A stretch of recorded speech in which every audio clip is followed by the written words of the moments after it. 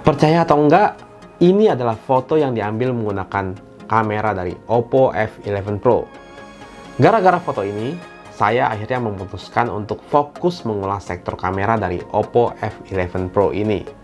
Oke, langsung aja kita mulai. Pertama yang coba saya bahas adalah desain dari Oppo F11 Pro ini. Jadi Oppo menerapkan filosofi simetris ke dalam desain Oppo F11 Pro. Bisa dilihat dari peletakan kameranya yang berada di tengah, termasuk peletakan rising kamera depannya. Kamera depannya ini di bagian sisi-sisinya terdapat bagian yang transparan yang terinspirasi dari amber atau amber. Terlihat cakep menurut saya. Oke, mungkin banyak dari kalian yang skeptis terhadap mekanisme motorized seperti ini.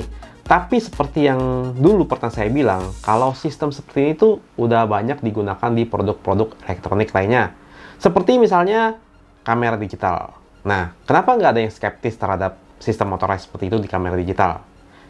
Kalau saya sih selama ini nggak pernah nemuin masalah di kamera digital ataupun lensa saya. Mungkin masalah bakal ada, tapi kita nggak pernah tahu dan saya rasa itu nggak perlu dipusingkan ya.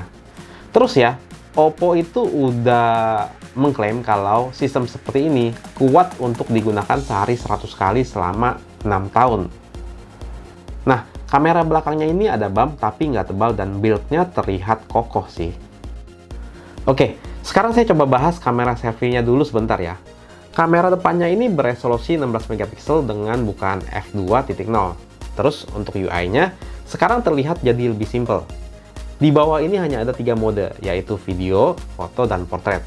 Terus untuk mengakses AI Beauty-nya, tinggal tekan icon yang ini. Nggak perlu ke mode tersendiri lagi, dan pengaturan AI Beauty-nya juga banyak. Hasil kamera selfie-nya seperti biasa bagus ya. Di kondisi daylight yang terang, detailnya tertangkap dengan baik dan ketajamannya bagus. Dynamic range juga baik, terutama pas HDR-nya nyala.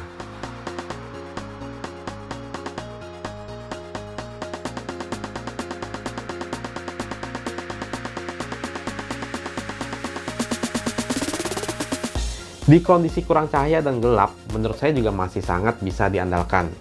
Noise-nya cukup minim dan detail masih oke walau sedikit lebih soft. Pas saya foto backlight melawan lampu jalanan juga masih bagus.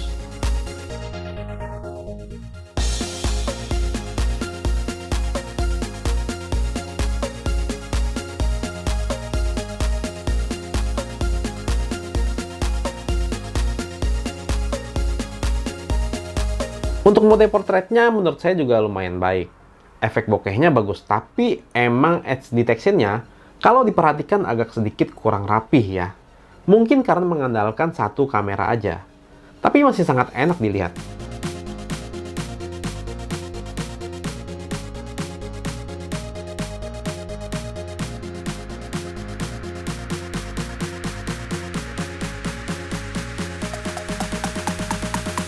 Terus di sini nggak ada 3D lighting, tapi ada pilihan berbagai macam filter yang saya rasa fungsinya cukup mirip dengan 3D lighting.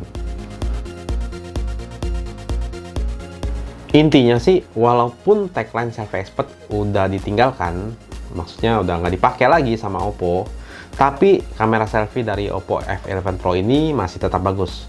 Jadi sebenarnya jargon dari Selfie Expert ini udah melekat di seri F, Oppo seri F ya. Nah, setelah bertahun-tahun, kali ini Oppo menggunakan tagline Portrait Master untuk seri F-nya. Tapi, kualitas dari kamera selfie-nya tetap nggak ditinggalkan.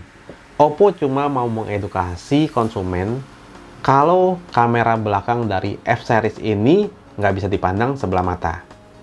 Sekarang saya mau bahas sensor kameranya dulu sebentar. Jadi, Oppo F11 Pro ini punya kamera utama beresolusi 48 megapiksel dengan bukaan f1.79.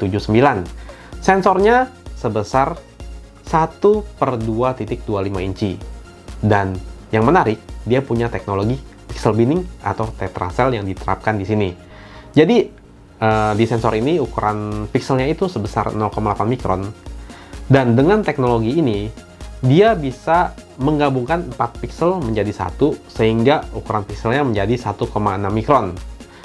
Dan resolusi yang efektif itu sebesar 12 megapiksel. Nah, buat apa sih punya pixel yang ukurannya digedein, ukurannya gede gitu maksud saya. Jadi gini, pada kamera itu kalau punya pixel yang besar, dia bisa menangkap cahaya lebih banyak. Jadi dengan begitu akan berpengaruh terhadap dynamic range dan detail yang dihasilkan dari foto tersebut.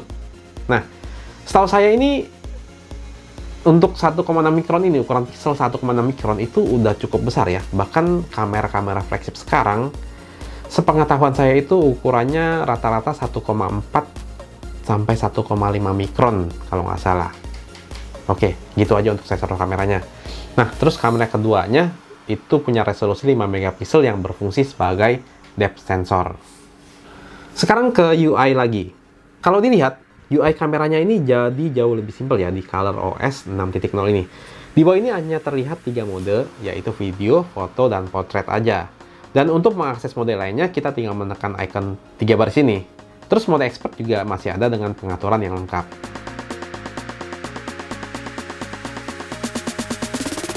Autofokusnya memakai PDF dan pas saya tes, masih termasuk cepat dan lumayan responsif.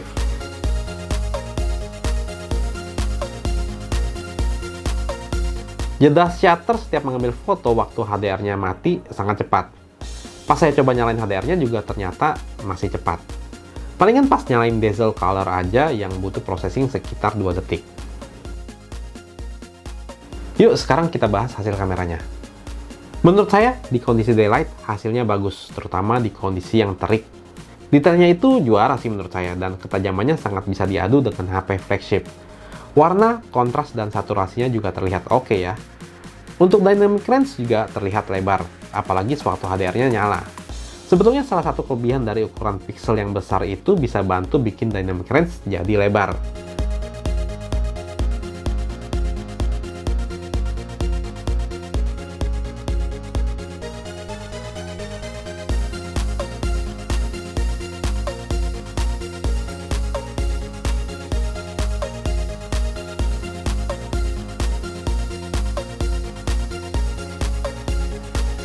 Di kondisi indoor yang cahayanya nggak sebaik daylight juga masih bisa dibanggakan menurut saya. Apalagi pas saya foto makanan ini. Detailnya tertangkap dengan bagus. Exposure dan warnanya juga direproduksi dengan baik. Tapi kalau kalian mau, kalian bisa nyalain bezel color-nya biar fotonya jadi lebih vivid warnanya. Dan di sini nggak terlalu lebay juga jadinya.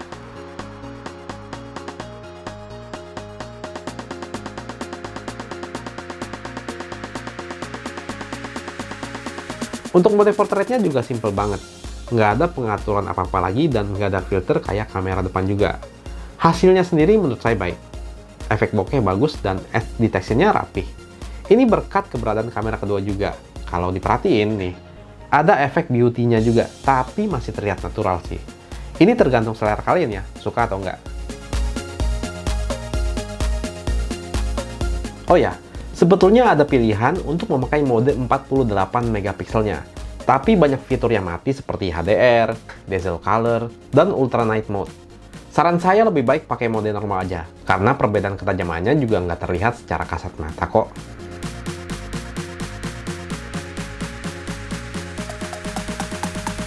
Sekarang kita bahas di kondisi low light. Ini penting karena Oppo menjagokan low light untuk F11 Pro ini.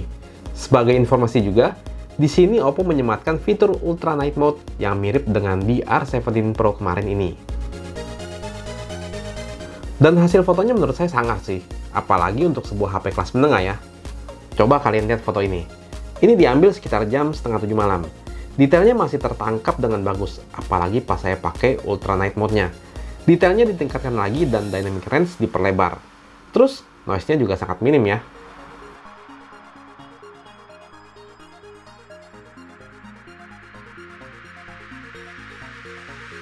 Sekarang kita beralih ke yang lebih malam.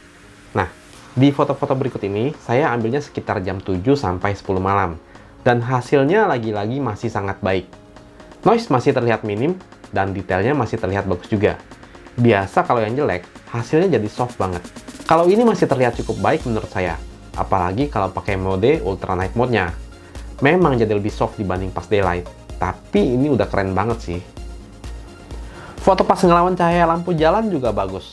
Berkat pixel binning, dynamic range jadi terlihat lebar. Terus yang penting juga itu adalah warna. Pas low light, kalau yang jelek bisa jadi pucat banget. Kalau ini masih enak dipandang menurut saya. Dan saya belum nyalain dazzle color loh. Pas saya nyalain jadi terlihat lebih bagus lagi. Dazzle color ini bakalan berguna banget untuk foto low light.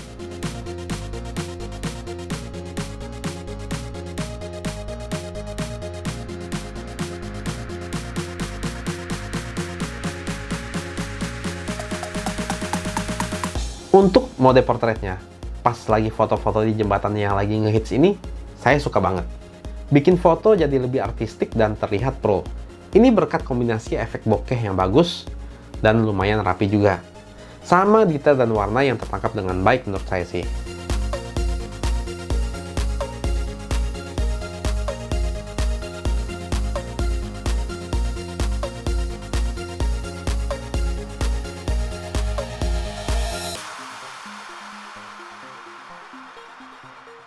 Lalu untuk perekaman videonya, dia bisa mengambil hingga resolusi Full HD baik kamera belakang maupun depannya ya. Menurut saya agak sayang aja belum bisa sampai 4K. Saya sih berharap bisa dapat 4K melalui update software ya.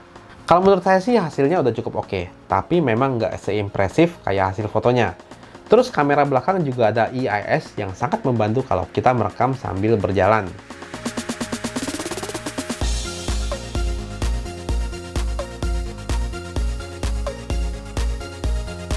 Ada fitur slow motion juga, tapi resolusinya di SD 720p dan agak kurang tajam di mata saya. Ini hasil kamera rekaman kamera depan Oppo F11 Pro. Lagi sama Divi, Gadgetainment. Teknologinya namanya Rising Camera ya. Rising kamera. Ini sampel video depan pas malam. Video depan. Video dengan menggunakan kamera depan saat Kamera malam depan. hari. Saat malam hari.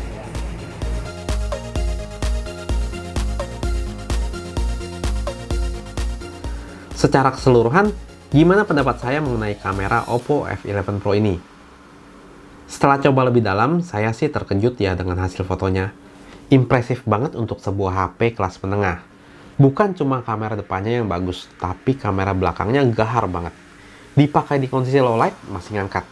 Memang teknologi dari sensor kameranya dimanfaatkan dan diracik dengan baik oleh Oppo. Dengan kualitas foto seperti ini, saya antusias untuk menyambut lahirnya sang portrait master dari Oppo ke pasar smartphone di tanah air.